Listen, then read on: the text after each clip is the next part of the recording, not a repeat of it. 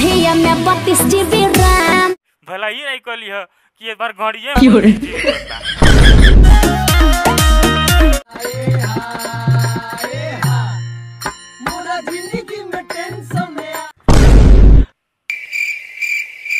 अरे भौजी तोरा जिंदगी में टेंशन नहीं, तोरा गाड़ी में टेंशन छा गई बा। जवन ढंग ढंग तू इशारा करताली बेलना लेके न, जवन तोर टेंशन गाड़ी में धैले बा न, वो टेंशन बेलना से नहीं ट्रैक्टर का हाइड्रोलिक प्रेशर से जाई। उ प्रेशर तोर गाड़िया में घास देवे के रहत ना भौजी, तुरंत तोर टेंशन 2 मिनट में दूर हो जात। देखा चला जा भाई लोग, अब ये नहीं और ही आगे देखा जाए वीडियो कितना गंदा गंदा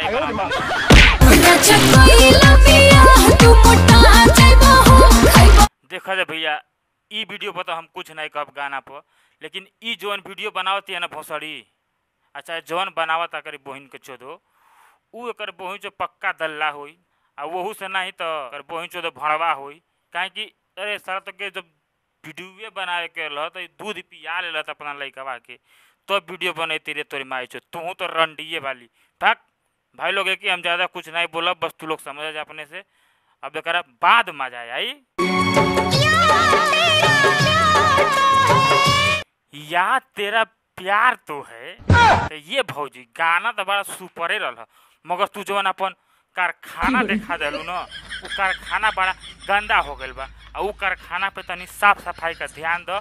अगर ओके ऑनलाइन बेचही के बा न तो XXX पर चल जा, वहाँ तहार जोत जोत के खराब कर दिया कारखाना। देखा ताला जा भाई लोग, ई भोसड़ी वाली आके एकदम नंगे डांस करता नहीं सा यार, का कहल जाए धन के बारे में भाग। अरे का होता? अरे का हो गल रे सोनिया मोनिया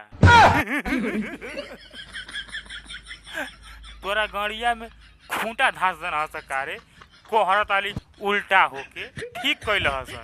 आ कौन तो वही करी वही जो तो वीडियो बनावता उहो कुछ नहीं के कर, पहले ओकर वीडियो भागल जाता। तो ये सार ये सोनी मोनी तोरे माई के गाड़ी में लंका का आड़ी पे लो जो नकटी नियर मुंह बनावता लू न, तोहरा ही के निक लागता। आ ऊ कुल का वीडियो अपने गाड़ी में घुसावा जा, सोशल मीडिया पर मत डाला जा भाग भोसड़ी वाली।